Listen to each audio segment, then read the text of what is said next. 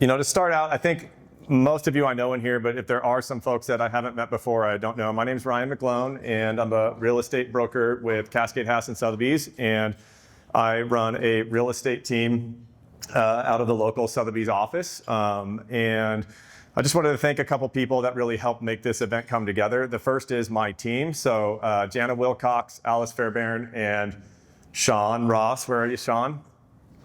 Oh, there you are. So anyway, I just want to thank you all, because I know that when we're putting on events like this, it's a lot of heavy lifting for everyone on the team. And I really appreciate all the work and effort that our team puts into both offering a premium level of service to our clients and our friends in the real estate world, as well as helping us out with events like this. So thank you to the team. The other folks that I wanted to thank is the team at Loan Depot that's here right now. So Derek Bickel, Michael Burdick, and Kevin Peters. For those of you who have attended this event in the past, we've done this, I think this is our 4th year now. We typically hold this at a much smaller venue over on Bend's west side.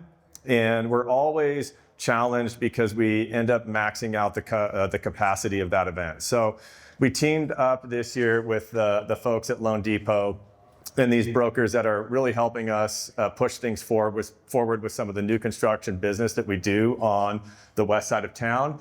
And they've been gracious in supporting this event and helping us bring this to the east side. Now, of course, when we planned out the event, we took a look at our calendars and we said, what is the best possible day in winter 2024-2025 that we can pick to host this event? And so we decided to pick the day that had the most snow on the ground with the coldest temperatures possible.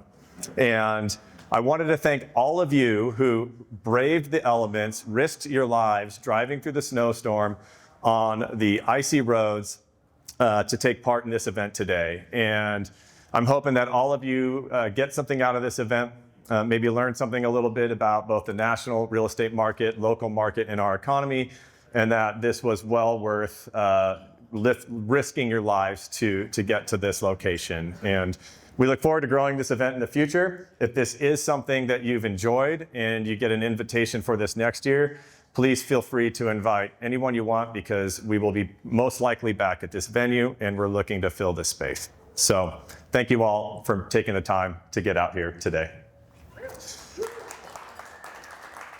So we're gonna start here. We've got 3 folks that are gonna present today. Myself, I'm gonna just do a little bit of an overview on what some key trends that we're seeing in the national real estate market and how those trends may be impacting our local market here as well. Derek Bickel, who is the branch manager for Loan Depot, is going to cover interest rate forecast. That is a key component to what is impacting our market, and it will be very, very key as to what happens in our market over the next year and a half. And then our kind of keynote speaker, Damon Runberg, who is an economist with East Slope Economics. If you haven't seen Damon present before, he's a fantastic presenter. He makes us all feel a little inadequate when we're standing up here, but he will be up here presenting on demographics and what's going on here in the local economy. One of the things I really appreciate about living in Bend, Oregon, and having been here for the last 14 years is just the level of, the level of connections, both personally and professionally, that you can make out on the trail network here in Bend, whether it's on your mountain bike, whether it's backcountry skiing or Nordic skiing. And it's, a lot of the folks that I even see in this room here today are folks that I've met out on the trails, recreating in these types of environments. And I think that's so unique about our community here, is that we all come here, we all, for the most part, a lot of us, choose to live in this great community for that reason. And I was fortunate enough to race bikes with Damon, Nordic ski, and do some other outdoor recreational events with Damon. And it's just nice to be able to foster those types of relationships out on the trail in a very authentic fashion. So Damon, thanks again for joining me on those many adventures, and look forward to doing it again here in the future. All right, so to kick things off, see if my slides work here. I just want to cover 3 national trends that I think are going to be very key in terms of what we're going to see in the real estate market in 2025 and 2026. I'm going to try to do my best to keep my sources quoted correctly, but I'm sure I'm going to mess this up. The first trend that I think is really important to follow as we look at the real estate market this year is that sellers still remain locked in due to the lock-in effect. And for those of you who may be a little bit less familiar with the term lock-in effect, this is the effect that so many sellers were able to take advantage of a low interest rate environment for many, many years during the 2015 to 2022 time period, that as interest rates began to rise when we entered into 2022 and 2023, those sellers now look at opportunities to relocate, to potentially upsize or even downsize, and they typically are opting to pass on their motivations to make that move because they feel like they are locked into these sweetheart interest rates that they're not going to be able to ever touch again. And even if they're downsizing in this market nationally, very often they are going to end up having a higher monthly cost of home ownership than if they just remain where they are right now. And to give you guys some context as to how aggressive this lock-in effect is, there's a Realtor.com study that came out towards the end of last year that found that roughly 83% of homeowners that have a mortgage are currently locked into an interest rate of 6% lower. And I think the more surprising statistic is that if you look at folks that have interest rates below 4%, that's roughly 55% of homeowners that have a mortgage. So as you can imagine, with interest rates right now hovering near 7%, it is very, very costly for folks to make that move, relocate, downsize, et cetera, with where rates are right now. And where that has left us in terms of inventory levels is that we have seen our existing home inventory levels nationally at near 30-year lows right now. So transactional volumes and inventory levels are near 30-year lows.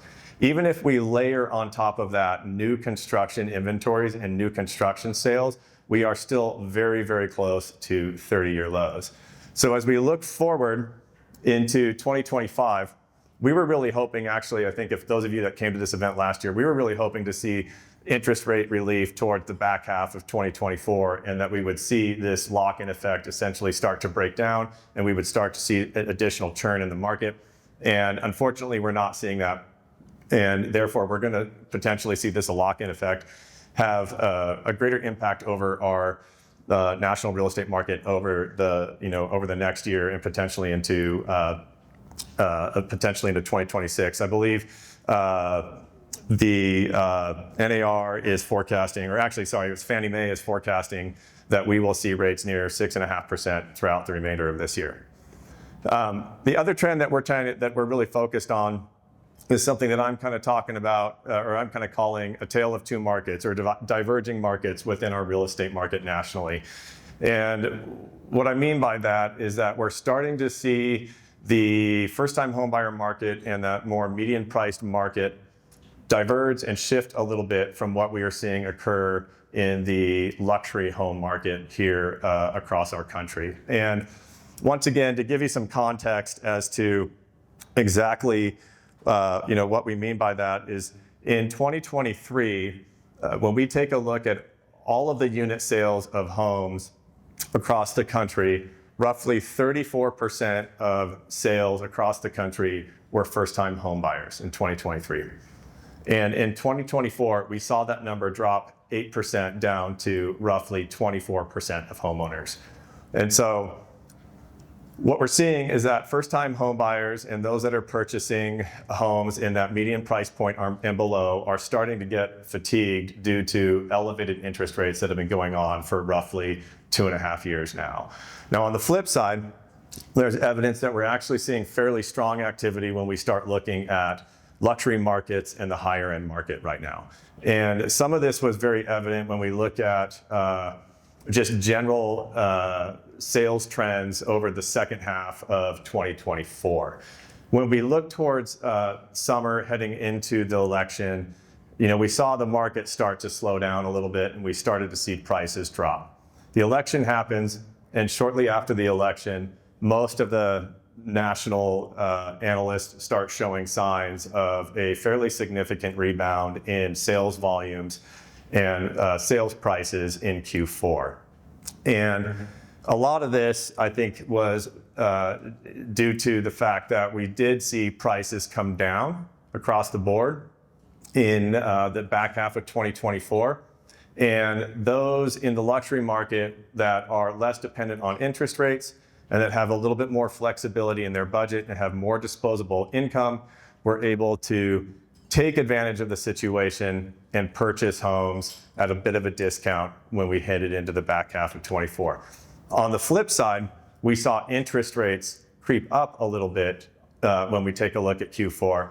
And so those that were first-time home buyers, those are folks that aren't necessarily well capitalized. They're not bringing large sums of equity from one home into their home purchase. Were less able to take advantage of these reduced prices because rates were continued to stay elevated and the cost of purchasing a home was still relatively high. So we're definitely going to be kind of watching how that plays out over the course of this year and into 2026. Then the third trend that we've been keeping an eye on has to do more or less with new construction. So when we talk about existing home sales, we're talking about sales nationally of homes that are occupied by owners. And then when we talk about new construction, obviously those are brand new homes, which is a completely different category.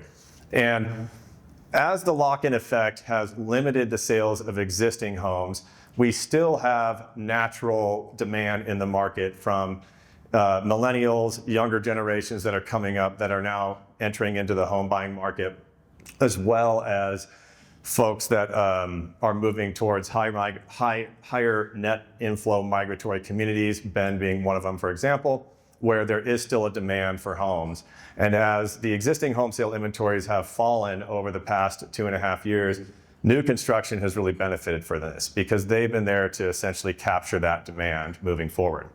Now, as we're starting to see a little bit of attrition and exhaustion in that lower end market and those first-time homebuyer markets, we're also starting to see new construction inventories build. So when we look at where new construction inventories are right now nationally, I think we're close to 8 months right now of supply on the market, which is a fairly high number for new construction. And this is something that I think is going to be pretty impactful to watch, because the other thing that these larger builders have the ability to do is they have the ability to really incentivize buyers into their products over the resale market and over the existing home market. And they can do that by using their marketing dollars to buy down rates and offer special incentives for first-time home buyers and those that have less down payment assistance to get into those new homes. So as you know, some of the stats that are out there that are showing that those funds as well are getting a little bit exhausted as we continue into our third year now of rates being relatively elevated. So how are these trends impacting us? Well, to start, inventories are building here locally. A lot of you who might follow us have seen this graph over time here, and this is the months of supply of inventory in Bend by month over the last 10 years. And as you can see, when interest rates were tremendously low, we saw record low months of supply here in 2021.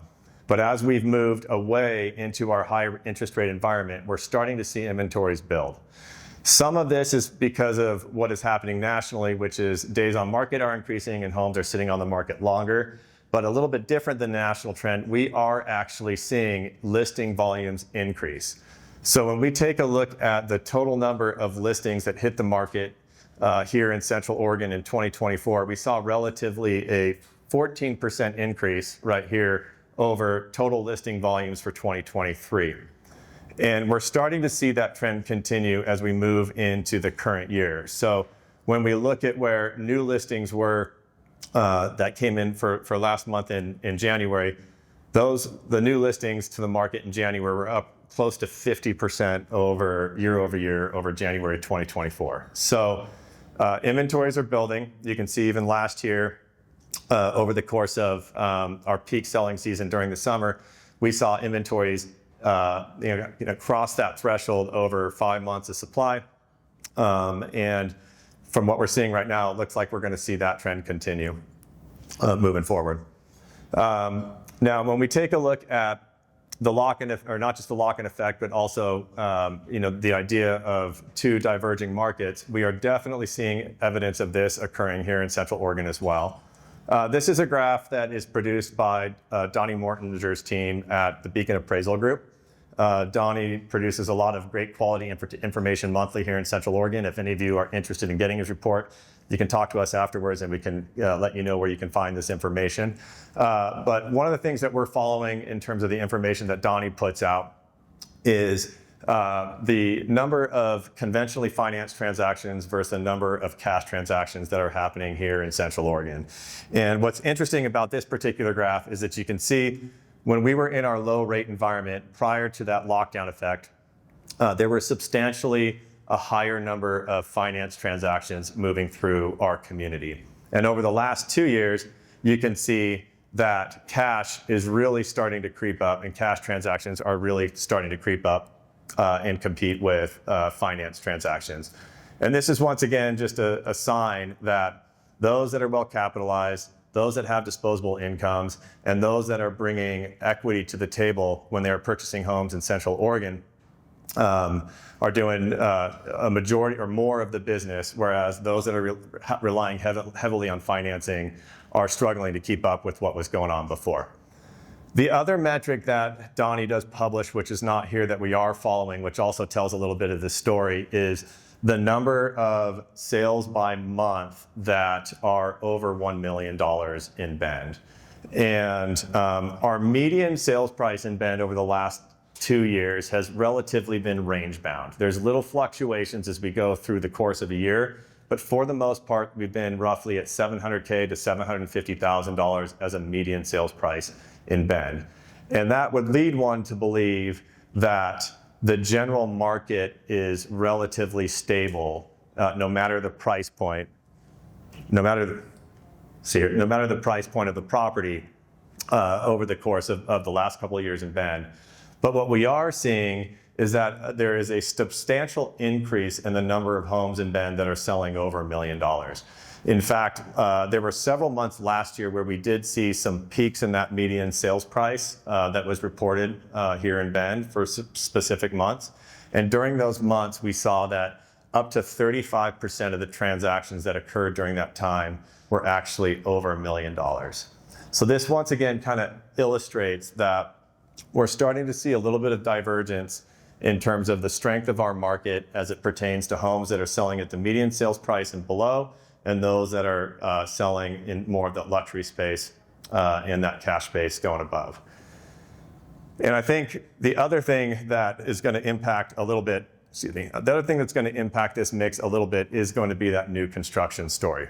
So when we start looking at Bend's new construction inventory, this year and on the back half of 2024, we've had a substantial increase in the amount of new construction options that are available on Bend's east side. So going back a couple of years, we had mainly Petrosa, which is Polish's neighborhood on the northeast side of Bend, that was adding additional new construction inventory into the mix. You've also had Stonebridge and Stone Creek, which was adding some additional new construction inventory, production inventory, kind of in that 600K and under range in Bend. And in 2024, we saw the addition of Easton, which is a very large new construction community on the southeast side of Bend from Polish. And now we also have another one that's kind of due east of town that's called Stevens Ranch. And that's another very large planned community that's currently being built out predominantly by D.R. Horton. And so as we see more of these new construction communities growing, we're starting to see, once again, some additional inventory that's going to put some price pressure on that lower end tier of the market. So just some stuff to keep an eye on as we move through 2025. So how does this pertain to what we think buyers should be looking at in our market right now? Well, for me, I really feel like first-timers need to highly consider these new construction options. We know that a lot of first-time home buyers don't necessarily want cookie-cutter homes. and they don't necessarily, a lot of folks want to be in properties that have a little bit more space around them. But I think there are some great opportunities out there for buyers to get into our market on that new construction side. And just given the state of where we're at right now, it's a great opportunity to take advantage of some of those incentives that those new construction manufacturers are offering. So folks like D.R. Horton, Polish, et cetera, they're very often offering buy down incentives where they will buy down your rate. Sometimes these temporary buy downs can be several percentage points lower than what you would be able to get on a resale home with a conventional loan.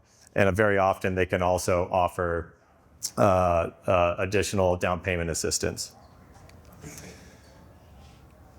I would also, we also think that for buyers that are out there right now, it's really important to understand that selection is most likely going to build as we enter into the summer. So right now, we are early spring, kind of late winter, we'll call it. And this is when our inventories are at the lowest. Homes that do get listed right now do get a lot of attention because there is such a low volume of new inventory to the market right now. And we typically see that does incite a lot of bidding wars. We see that buyers do get a little bit, they can kind of rush to make decisions because inventories are very low. And as we go into the summer, it's just important to realize that that's when there will be more selection. So for buyers, we just feel like there's great opportunity to really take your time, make sure that you're shopping around, looking, getting into homes and using this time to make sure that you're getting what you want and not necessarily rushing into a decision. And then the last one is that if the budget fits, I do think that 2025 is a good time to buy. We know that rates are high. We know that it can be very expensive to get into the market right now. But if you compare this to what some of the challenges that buyers were going through when we were back in our low interest rate environment, there are some very large advantages to buying right now. I don't know how many of you bought a home in the kind of in that low interest rate period from 2020 to 2022. Were there many buyers in here? Okay. So this probably sounds pretty familiar to a lot of you. In order to buy a home during that time, you had to be willing to pay 10% over list price.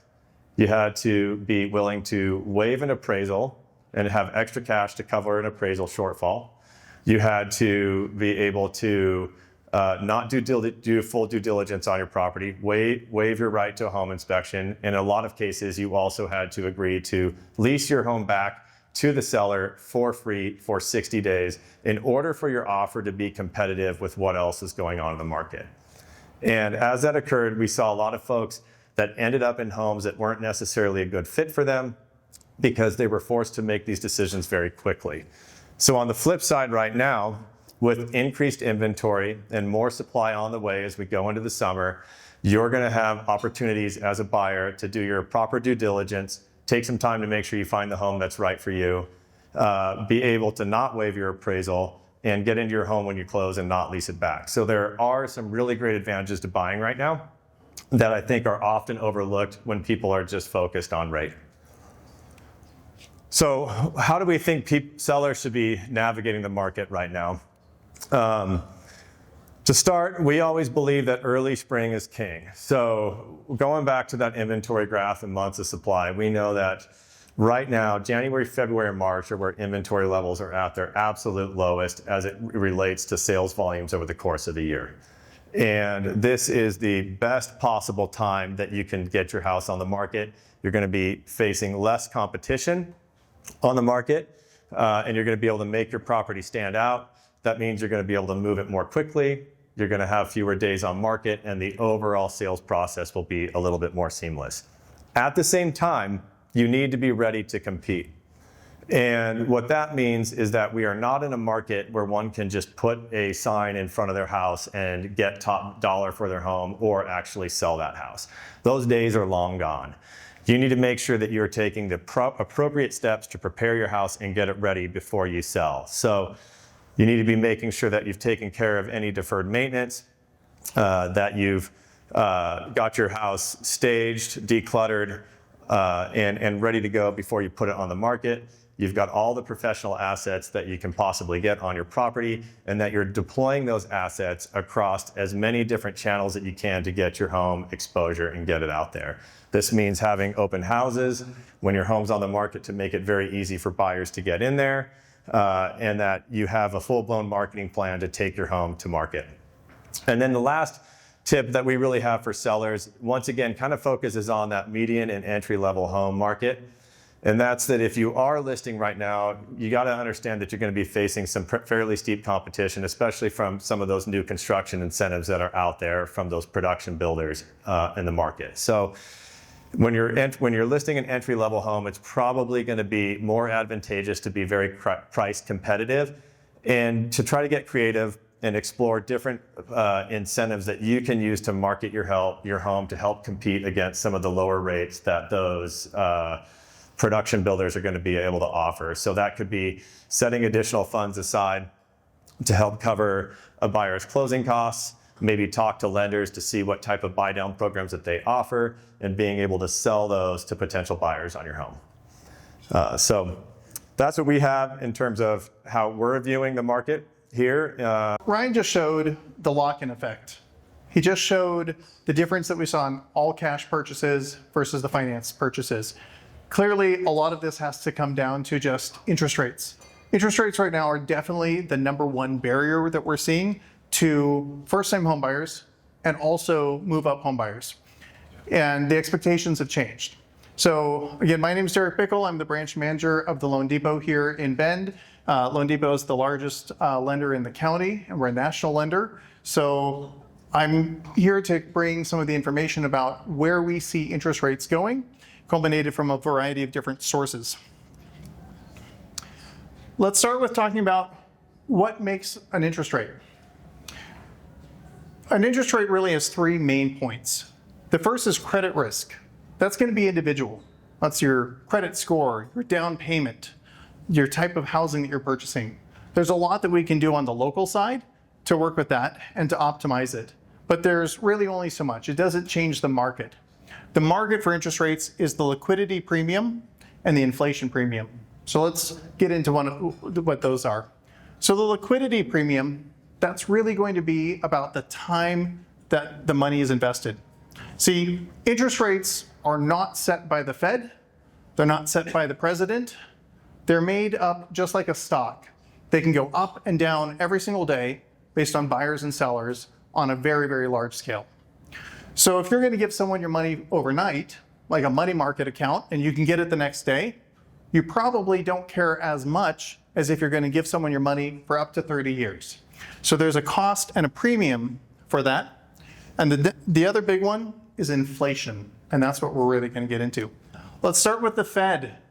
So right now, the federal funds rate is 4.375, but they are very nice, and they tell us exactly what they think is going to happen. Now, every time they do that meeting, it changes a little bit. But right now, you can see that there's one Fed member that says, I think rates are going to be about the same. But the majority of Fed members are looking at about a 0.5% decrease. So that's good news. Let's start with that. The Fed thinks rates are going to come down. But the Fed also says that it's data dependent, meaning this is what we think, but every time we get a report, we can change our minds. So let's get into this. The first question I have for you is, how much impact does the Fed really have on your mortgage rate? And I just want to show this graph. So we have the federal funds rate, and you can see that, yes, there's absolutely a correlation. When the Feds lower their interest rates, mortgage rates go down. But I just want to highlight that there are sometimes very large differences, and let's go into recent past. So the Fed has said, hey, we're going to start cutting rates, and we've been really happy about that. But as soon as they started cutting our interest rates, look what rates did. They went up. So the Fed went down 3/4, rates went up 3/4, even a little bit more. So what the Fed is doing has an impact, but it's not the only thing going on. And again, the Fed doesn't get to say what mortgage rates are, right? So we have to look at what is driving the investors. So let's get into that. Number one is inflation. Every week I write a little post about mortgage rates. And I say inflation a lot. And the reason why is that's what matters to home buyers and home sellers, because it's what's affecting the interest rates the most. So at first I thought I was going to get to give you guys really good news. And here's why. Inflation is just 12 months, and we add up all the last 12 months and we say that's what it was for the year. So every time we add a new month, we get to drop off. Now 13 months, that comes off. And I was looking at this saying, well, this is great news, because the shelter, which is house prices, and that's rent, and especially core, had some really big numbers in it. So we're excited. We're like, yeah, coming into 2025, we get rid of those big numbers, we replace them with smaller numbers, inflation comes down, the Fed lowers rates, mortgage rates are going to come down. Well, that kind of got blown up yesterday. Fastest pace in nearly a year and a half, February 12th, 2025. So let's see what it looks like now. Well, December is out, January's out. Consumer price index, that matters a lot, 3% year over year. The Fed's target is 2%. That sounds like we're getting close, but it's actually a pretty big gap. So if prices are still rising more than the Fed wants, and the core one, they definitely like the core index, is even more than that. We're at 3.3% right now. That reduces the chances that we're going to get these big Fed rate cuts that we originally wanted. Now the Fed has two mandates, dual mandate. One, keep inflation in check, target of 2%-ish. Number two, maximize employment. And that's a very difficult job for the Fed to do, because those two things are kind of opposite. It'd be really easy to do one of those two and they would be great at it. But doing two, they have to walk a very fine line. So here's what we're seeing. Damon's got even better stuff. I'm just talking about the national. But first of all, I would say that we have a trend of increasing unemployment. I would say that the time people are spending unemployed before they find gainful employment is increasing. And I would say that the job openings are going down. So from a labor perspective, what this is telling us is, unfortunately, more unemployment. But from a Fed standpoint, that actually can give us a little bit more breathing room. So inflation is not coming down as fast as we want, but the employment situation is actually assisting us. So let's put it all together. Where do we think rates are going to go in 2025? Well, first of all, there's a couple of things helping us. There's two things that are outside of what I've just talked about. The first is, what's the difference between your mortgage rate and the 10-year Treasury? So 10-year Treasury, long duration, just like mortgages are a long duration. However, it's considered a little bit more safe than your typical mortgage, right? US government. So there's a spread, a premium on top of it. And you can see usually it's kind of 1.6 up to 2%. But then some things happen. Number one is the Great Recession, 2008 and 9. You can see that that risk premium skyrocketed. Came back to normal. COVID hit, skyrocketed, came back down. But here's the weird thing. It's sitting very elevated. And here's what that means. That 2.5 instead of 2.0, that's the difference of you having a 6.5 rate today or a 7%. So one thing that we see is a likelihood of that spread compressing again. We want to see that a little bit lower. Let's put it all together. Home prices went up about 4.5% in the most recent CoreLogic report. So we're seeing that continue to climb up.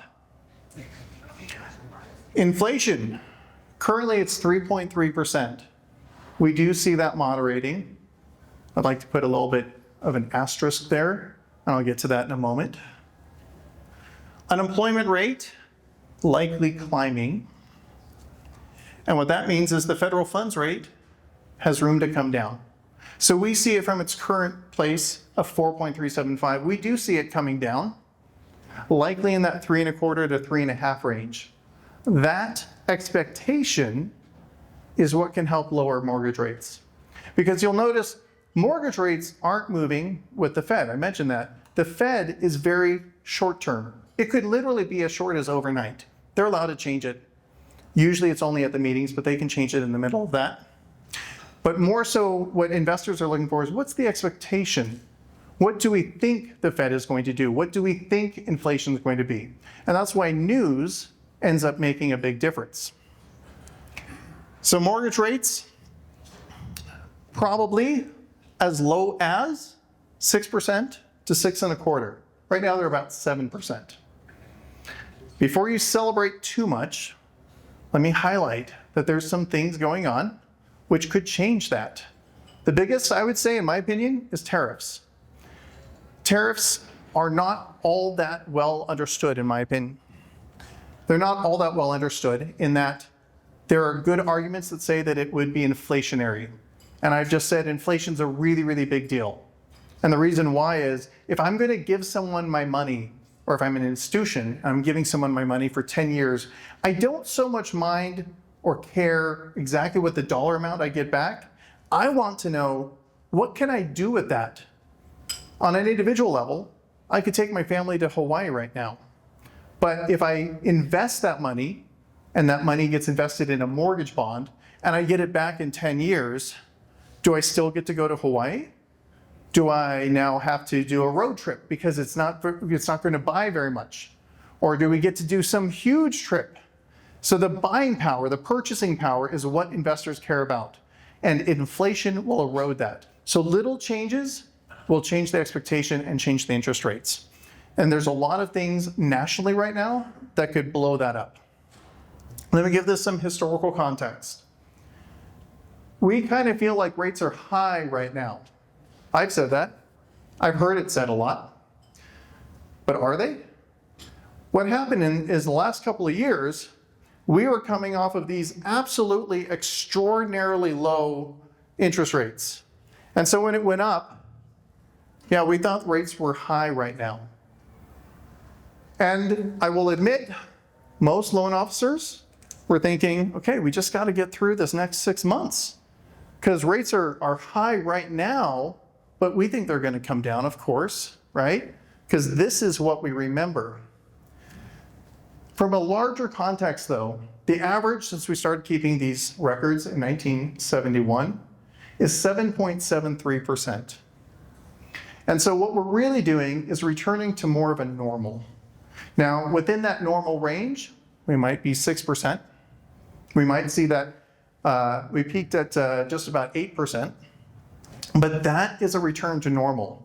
And so what we're seeing nationally, especially when we look at like the Loan Depot figures, is that there is an actual mindset shift where the lock-in effect only has power for so long. Because if you're in a house that is inadequate for your family, but rates are going to come down in 3 months, you can probably hold on for 3 months, right? That's not too hard, maybe 6 months. But what we're seeing is you've now been in that house for years that is inadequate, and you're waiting for something that maybe isn't really coming. And so it's that adjustment to norm that's really been having an impact. So from a rate perspective, we do see that there's some potential for improvement. We do think that it would likely be gradual, and I would say that there's a big wild card. There's always a wild card, right? Economists are horrible. I don't even know why you guys are here. We kind of suck at forecasting accurately. Sorry, Damon. But we're going to do the best with what we have. But I think this year in particular, the impact that we have on a national level, which will affect this, is really difficult to forecast. So I'm going to say 6.25 is what we're seeing as our target low point, but expect a little bit of a wild ride, right? We get inflation reports every month. We get labor reports. We get appreciation reports, and every one of those moves the market. So you can anticipate a lot of that. But I'm going to hand it over to a legitimate economist. Round of applause. That was great. Thank you. Is this the good mic or the bad mic? Oh, it feels good. That's a good mic. Yeah. All right. So Ryan invited me to come talk about the impact of all of Trump's policies on our lives. No, sorry, that's not me. No, I'm not gonna do that. Different job. We heard a lot about real estate, and I would assume if you showed up to this event, you care a lot about real estate. Maybe you're a potential home buyer. Maybe you're someone looking to sell a house soon. But at the end of the day, the long-term trajectory of a housing market is intricately tied to the local labor market. The demand for employment and the growth in the job market, the population trajectories that we see in a community, you cannot disentangle those trends from what we're seeing in a real estate market at the same time. So we're going to run through some hyper-local employment data and sort of get some perspective of maybe where the real estate market might go in the context of the trends that our local economy has seen over the last few years and what we might see going forward. Derek, I don't do forecasting. I intentionally don't want to ever be wrong, so I hedge my bets and I only talk about the past. So we're going to talk a lot about the past today.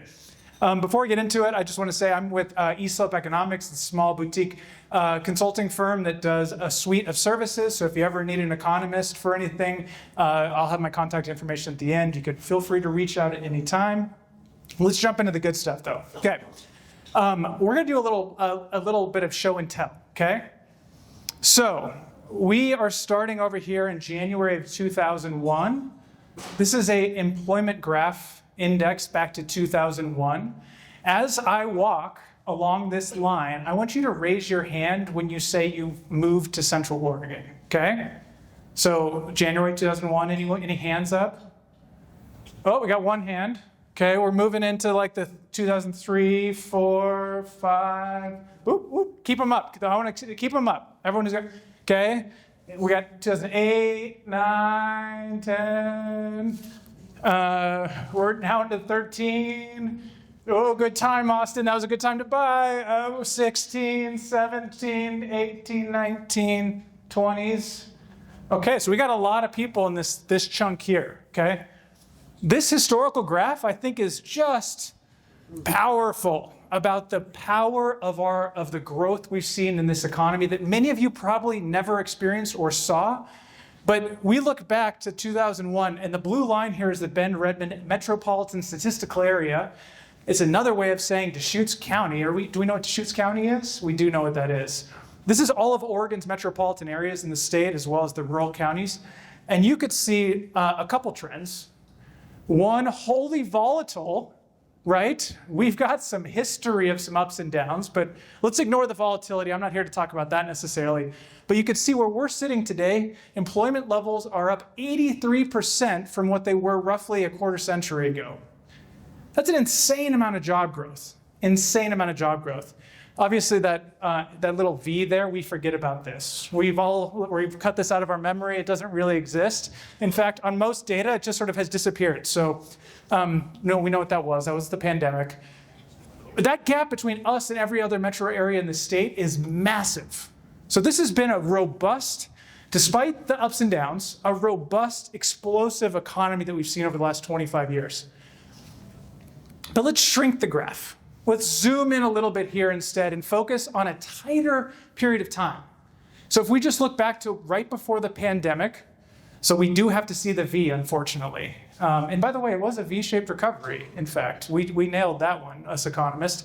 And we compare ourselves to all the other metro areas across the state, what do we see? Do we have this big old fat gap between us and everybody else? Not anymore. It's actually quite a bit tighter. We're still leading the pack, though. So A, for us, we're winning.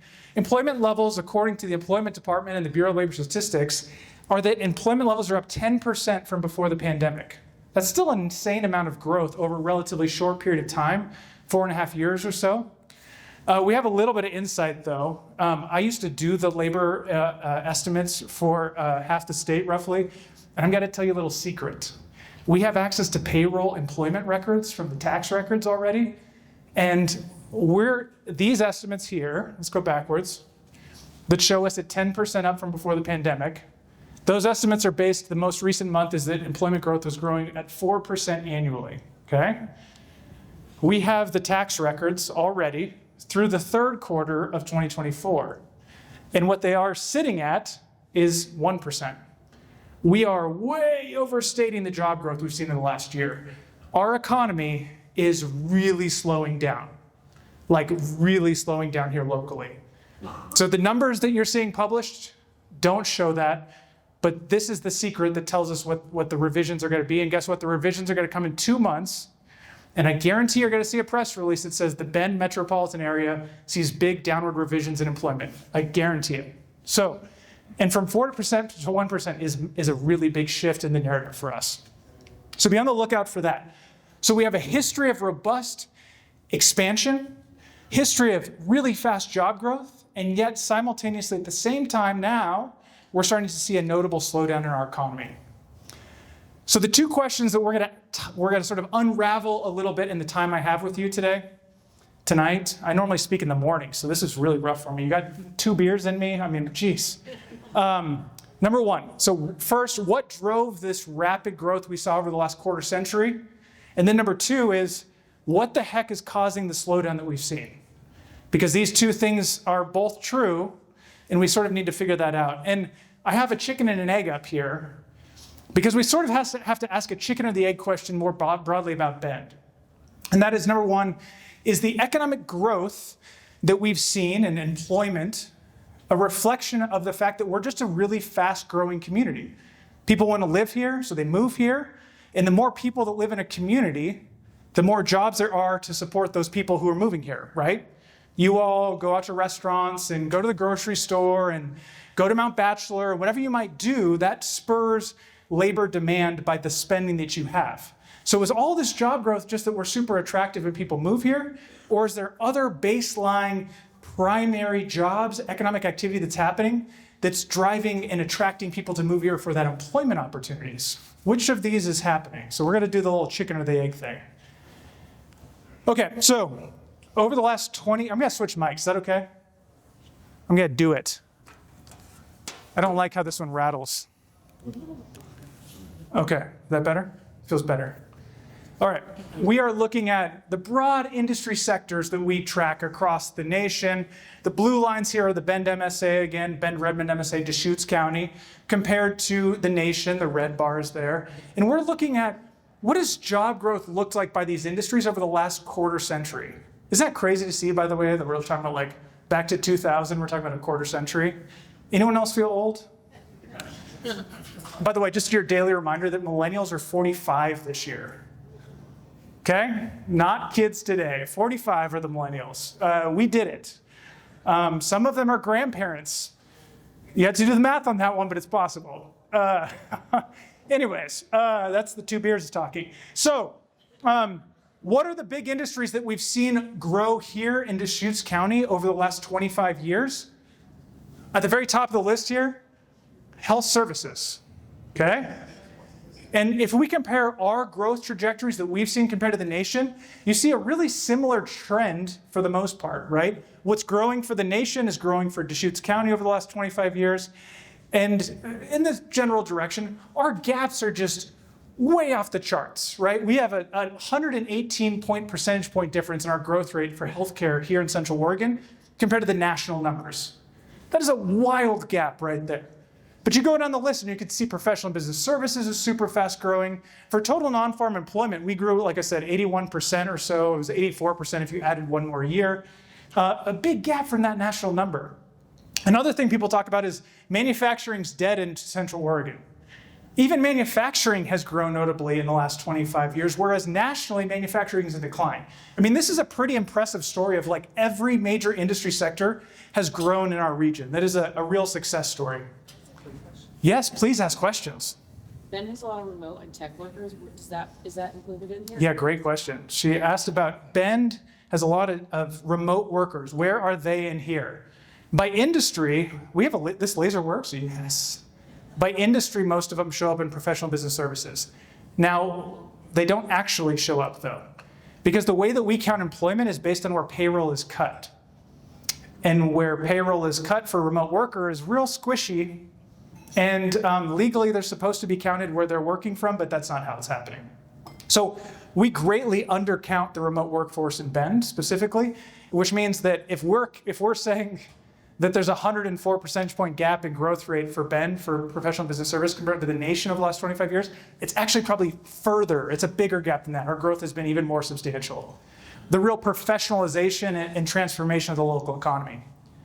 Okay, so we're looking at the same graph here, but I want us to ask that chicken or the egg question for just a half second. So once again, the question is this rapid growth happening because our population is growing because we have a high quality of life and people want to live here, and then the jobs follow to serve the demand of a larger population? Or is our economy growing, businesses are expanding, and they're recruiting workers to come into to work for in the local economy? So we can sort of separate these out into two different kinds of broad industry sectors. Have you ever heard of like traded sector before? The idea of a traded sector industry is an industry that sells their good or service out of the community, meaning that the buyers of those goods and services are not Central Oregonians, and the revenue generated comes back, brings new dollars into our community. That's real economic growth that we're talking about there.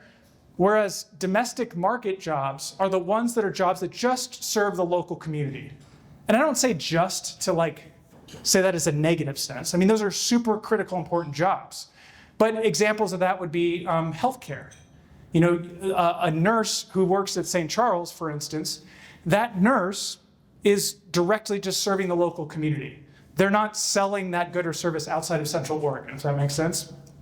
So let's go down the list of our growth industries and ask the question, which ones are associated with a bigger population and which ones are associated with real trade outside of the region? And I put little bit of boxes, little dashed boxes around what we consider our domestic market industries. And you can see it's pretty smattering of industries that sort of are both, right? There's some that have boxes around them and some that don't. Meaning that some of the economic activity we've seen in this explosion of employment growth has been tied to the fact that our population is getting bigger. But some of our economic activity is also just tied to real substantive economic growth with these traded sector businesses who are exporting their goods out of the region. And we actually have a way of sort of converting this into quasi-good data analysis, I'm going to say. I don't love this method that we can do. But we can actually look and see what percentage of our job growth is tied to just the fact that our population is growing versus real economic activity of us taking market share from other economies, us expanding these traded sector businesses.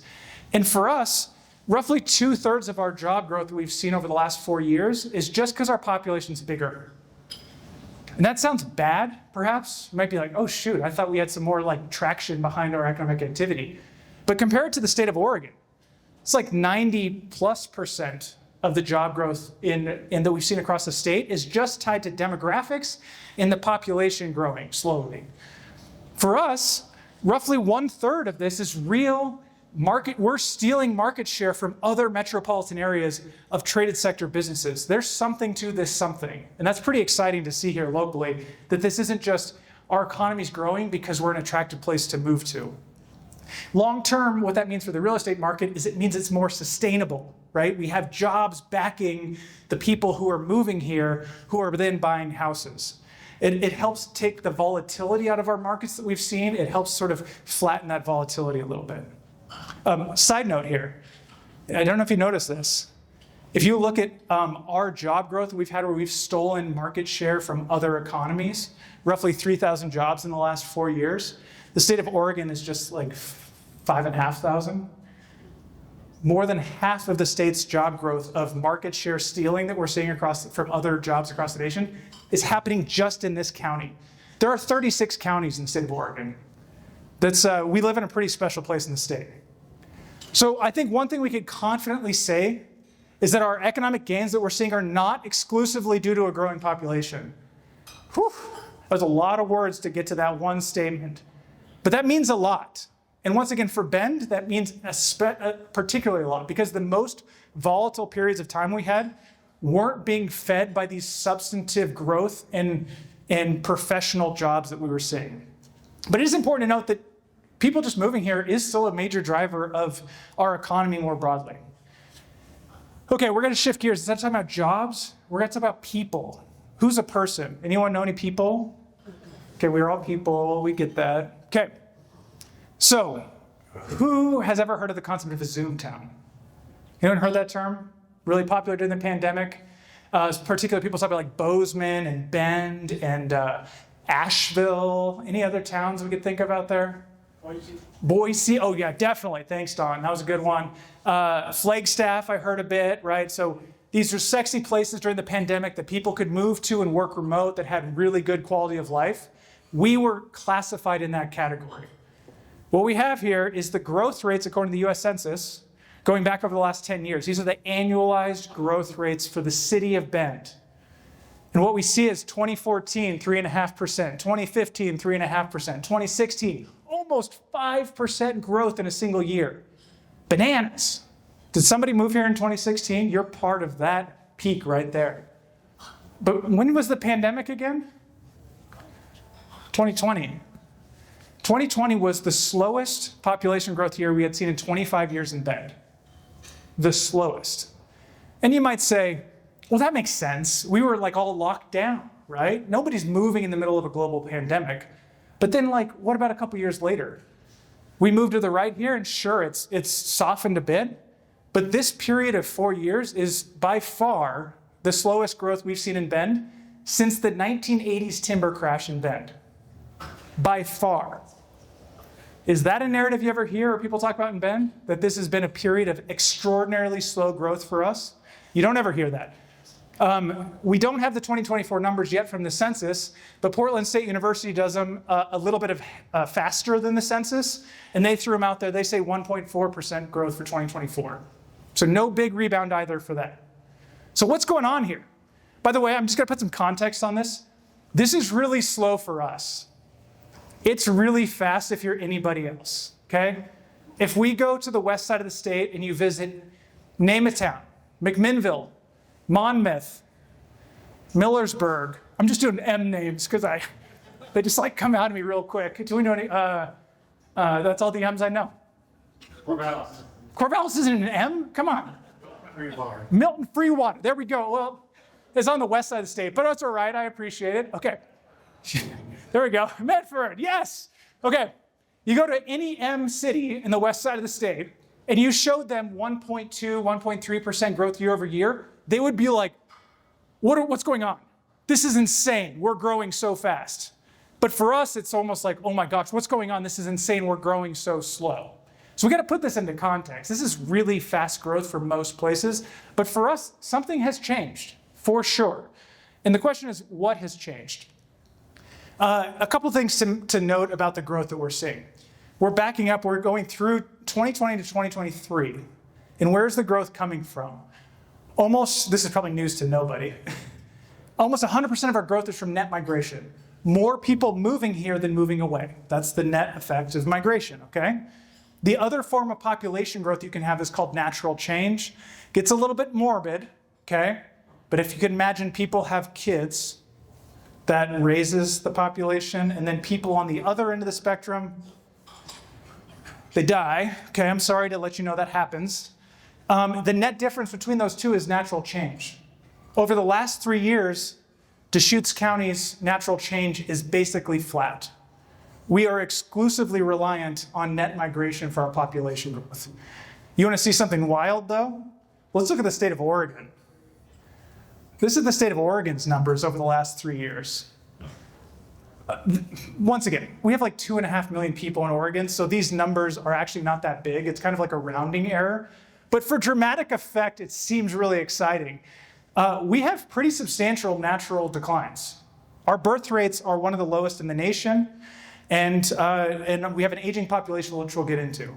This is going to be a narrative we'll talk about the rest of the night, but just note that this is a factor that is really going to hamper our growth rates in the state and Bend over the next 15 years. Net migration is positive, but when you combine these two together, Portland State University estimates that we've actually seen some modest population declines in the state of Oregon in the last 3 years. Okay, name the last time Oregon lost population. Anybody? This is good. How many? Show your Oregonian heart here. Last year. Oh, 1980s. Oh, come on, timber, folks. Spanish flu, no, that isn't good. 1980s, so we lost population then. Before that, we had no history of population declines in the state. So this is only the second time in Oregon history where the population has gone down in recorded history, okay? We'll just throw that out there. Some interesting trends. This is for Deschutes County, okay? So our population growth is slowing. We're asserting that. We're all clear that the growth is slowing dramatically. We're also aging quite rapidly. Now, I'm going to point this out. This is a national trend. We're not exceptional here, but I'm just going to point out what we're seeing at the local level. In just the last 3 years, the population in Deschutes County, 65 and older, increased 13.5%. Our population, our youth population, 18 and younger, down 10%. That is not a very encouraging trend we want to see. By the way, I show this for the national numbers, it would look the same. A little bit higher on this growth rate because of our population growth. But generally, we have this sort of aging population narrative and the folks backfilling smaller and smaller and smaller. Big demographic swing that we're seeing right now.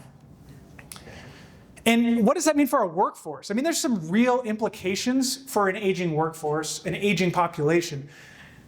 But one thing to point out is that when someone starts to think about retiring, when they actually leave the labor market, it creates a real pickle.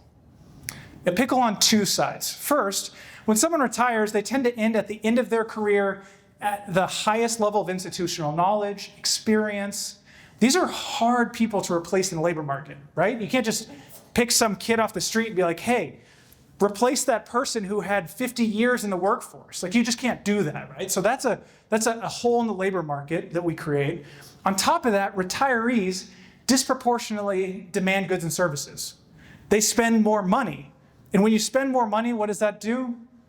That drives up the demand for more labor.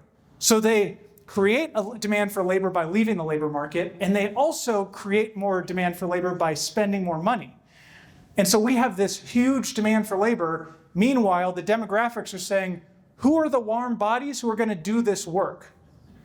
So this is my little PSA. If you're like, anyone have like an 18-year-old and a 17-year-old, if you guys said, it is by far the best time in the history of the United States to enter the labor market as a young person. Whatever the next recession will be, who knows? We don't know what it's going to be. Hopefully not a pandemic. Fingers crossed, knock on wood, cross your legs. I don't know what you got to do.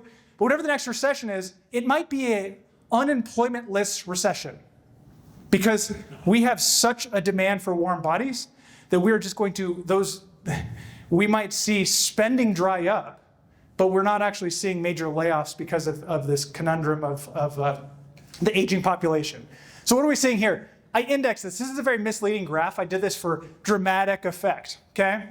But this is the share of our workforce in Deschutes County that's 55 and older, going back 30 years. So the share of our workforce that was 55 and older increased by 630%. Our older workforce. Meanwhile, you could see pretty substantial increases for both our primary age working population, the 25 to 54, in our youth workforce as well. But this is a dramatic aging of our workforce. This is a crisis in the making that's so slow that we're almost not even noticing it. And the good news is we're not alone, but the bad news is even at bigger levels, people aren't really talking about this that much. This is a real pickle for us. That we're seeing. So what are the factors that I think for us we need to think about long-term for the housing market here in Deschutes County and for Central Oregon?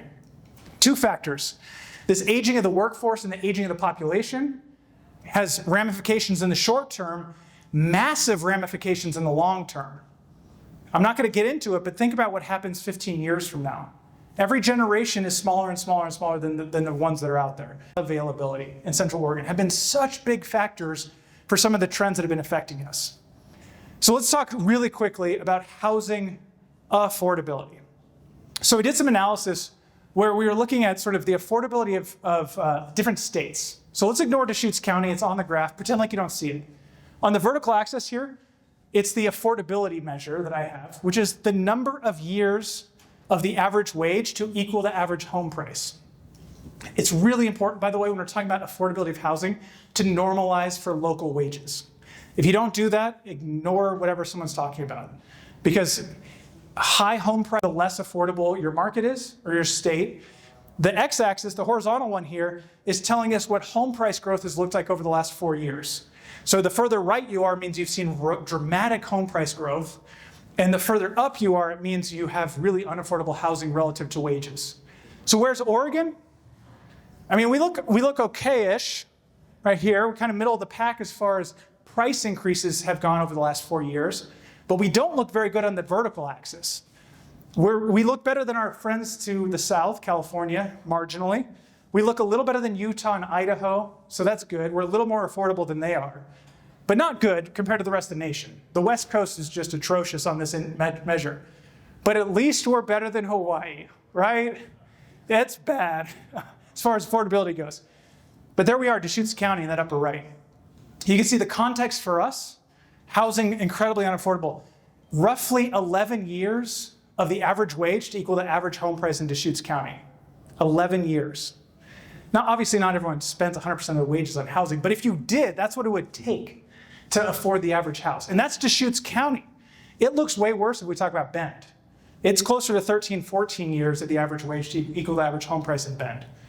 There is a major mismatch between what workers make and what housing costs. So you all probably feel super encouraged now, just jazz. Okay, the good news is, here's the good news. Workers have done phenomenal, especially here locally. We have seen really dramatic increases in the average wage of workers. In fact, so great that it's exceeded inflation. So the Deschutes County number here, you can see going back to before the pandemic to the most recent numbers we have from third quarter 2024, after accounting for increased cost of goods and services, wages are up almost 14% for Deschutes County workers. Yeah. Bad news, a little bit, is that the CPI is a national number. We don't have a regional CPI. We know that housing prices, once again, we were further on the right for home price growth. So we can assume that our higher housing cost took a bite out of those wages a little bit. But even if it took a sizable chunk out of it, workers are still better off today, significantly better today than they were before the pandemic. Statewide, the narrative's the same, mostly, just to a lesser degree. They were hit harder, the statewide wages were hit harder in the last couple of years, but still compared to the pandemic, wages are up. I think that's really encouraging and one thing you don't hear very often. So often people complain about inflation and don't take into account the fact that wages rose pretty considerably in the face of inflation, which ironically then creates more inflation, but we won't get into the wage price spiral here, but that's for another time. But the good news is, there's several ways to address affordability. You got interest rates, which Derek talked about, got to be stubbornly high, maybe come down a little bit. Wages have gone up a little bit, which has been really helpful. Another way that we can see is that sort of supply can increase. Guess what? A slower population growth really helps us build supply. And we're already seeing that in the numbers that Ryan shared. So I think there's some encouraging things here. Some of the three variables that are affecting housing affordability are moving in the right direction for us to sort of have more opportunity for first-time homebuyers. By the way, throw a number out there, anyone. What do you think the average age of the first-time homebuyer is in the United States today? Derek, you can't answer. I feel like you know it. 30. I'm hearing high 20s, early 30s. Someone said 36 over here, though. Man, that was good. 38. The average age of a first-time homebuyer in the United States is 38. 15, 20 years ago, it was like 24.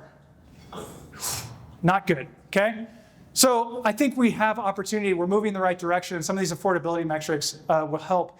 The other great thing is keep patting our builders and developers on the back and say, good job, keep building those houses, because that's another way we're going to see us dig out of that. With that, it's probably all the time I have. Maybe have some time for questions.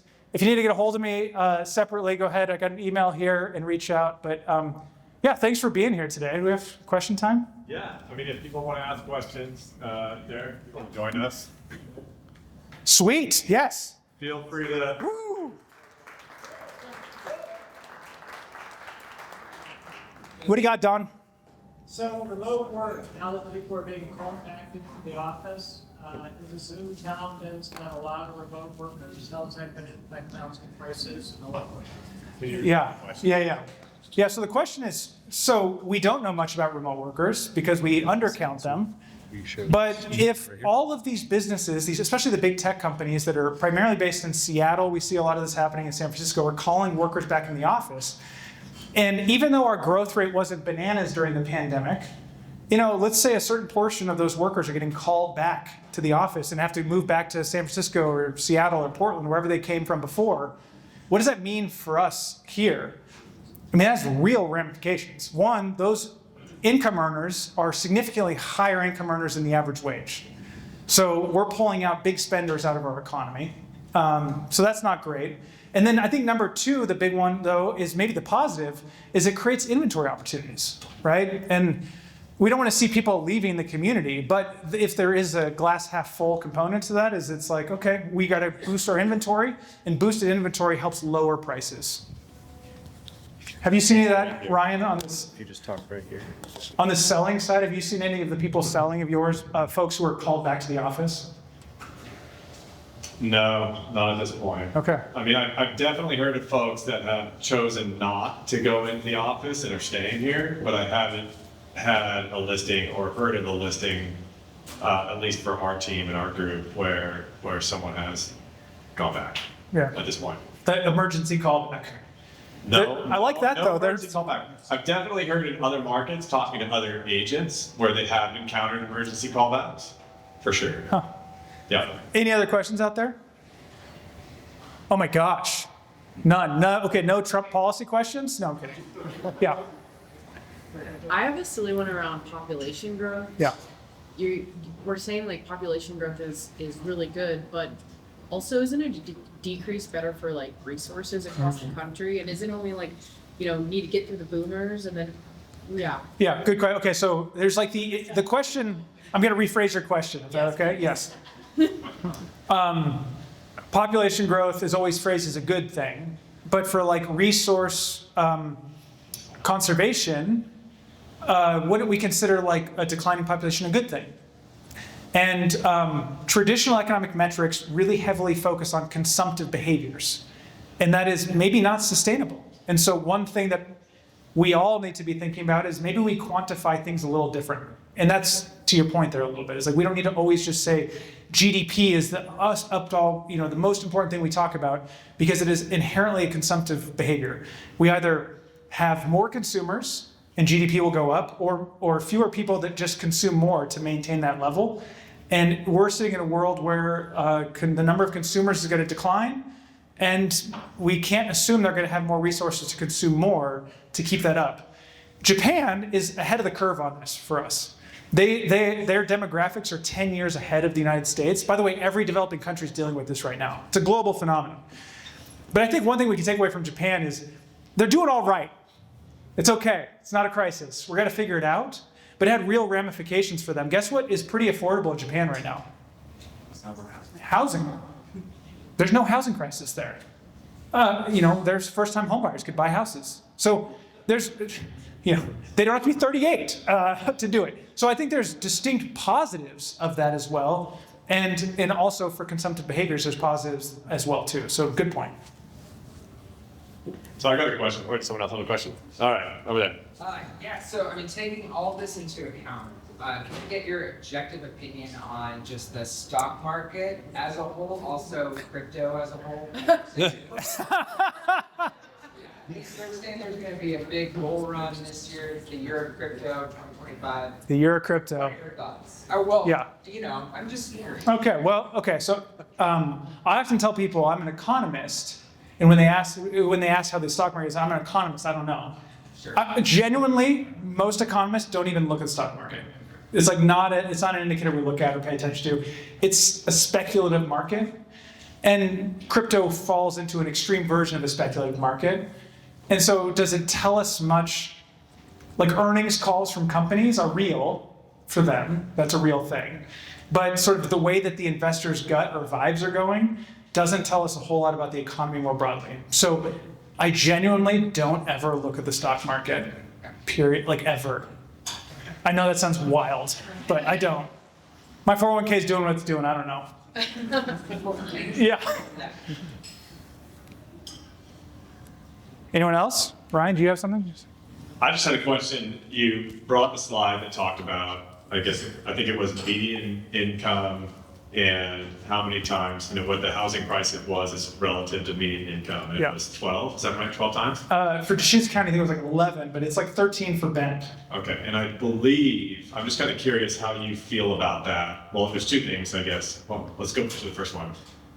Historically, how does that play out compared to what we've seen historically? Because I know that anytime we get to a 10 times median income is kind of a threshold that typically follows a correction. And so I'm kind of curious to get your thoughts on that and where we're at. And is this actually sustainable? Second question is, I know we don't have great data on how remote work is impacting that, but is there any indication as to how remote work is impacting? Well, presumably, remote work is making that number actually smaller than what's published, right? Because the average wage is misleadingly small because we're pulling all the remote workers out. So probably our number looks better. The other thing too is houses aren't just bought by workers, right? We know that. Retirees buy houses, people buy second homes, people buy investment homes. So the cost of a market has a lot of sort of demands on it. And we have a disproportionately high share of some of those other polls. We have a higher share of retirees in our market. We have a higher share of investment homes and vacation homes. Although, don't let anyone tell you that it's like massive. It's, what is it? I think it's 5% of our market is short-term rentals. It's a really small number. But that still matters a little bit, right? So the fact that like we don't live in a traditional market where it is completely tied to the employment lands that ties into what the housing market is, we should expect that. Hawaii was a good example. They're way more extreme than we are, right? But like, it's a tourism-based economy in Hawaii. We're not a tourism-based economy in Bend, but we have tourism jobs that suppress the average wage. And yet, home prices are incredibly high in Hawaii because they have a constraint of land. They have a lot of demands from those outside folks who are getting second homes, vacation homes, et cetera. So you can sort of see how like a market can get skewed like that when you have these outside factors that are separate from the employment lands. So it's not a crisis. The crisis is who serves the people who move here if they can't afford to anymore, right? If we have only the retirees or the people who bring their wages from San Francisco can afford the housing, they still demand goods and services from the local market. And if there's not opportunities for them to live here too, we have a real pickle. Obviously. And so that I think that's one thing we have to keep an eye out for. But the city of Bend has done a remarkable job of incentivizing and trying to build vertical in more multifamily housing. Historically, it's been a really underserved community when it comes to multifamily. There's been a lot of great development there in the last couple of years. So I think there's a lot of positives happening. But one thing to just always pay attention to is like we can't forget the folks who do the work for us, because otherwise the livability of our communities is, they're integral parts of our community as well. I guess along those lines, I wonder about what the rental market is here, whether it's so still like it's fine. Yeah, I mean, do you have any insight on the rental market? It's looked really good actually recently. Yeah, I mean, we talked to a couple of property managers that manage quite a few properties in town, and I know over the last 6 months, we've seen it soften fairly significantly. And in my conversations with them, it's been most prominent in studio and one-bedroom units, which goes back to your comment of building vertically. And I think we all see this when we look around town and you see the cranes that are out there and the structures that are going up, right? And a lot of what the city of Bend is working on right now, when we talk about some of the communities that I even mentioned earlier that would kind of fall into larger production communities, kind of planned unit development, such as Petrosa and Easton, is that there's a fairly large component of these that require there to be high density multifamily units built. And so in each of those communities, you have fairly large apartment complexes coming online. And then we've had multiple coming online kind of all over downtown. And so there's been a relatively strong downward pressure on 1-2 bedroom units. Because the supply rose. Because the We built supply, 100% the supply rose. And I think even when you look nationally, from what I remember, and I don't know if Derek or if either of you have statistics on it, but multifamily building and permits were very, very strong over the last 2 to 3 years. But there's actually been a softening of those permits coming, of new starts that are actually happening right now. So when you look at even Zillow and Redfin and some of their forecasts for where the, actually it's kind of funny, some of those forecasts vary, but when they published their forecast for 2025, I believe one of them was saying that it was going to be, a great year for tenants to renegotiate rents.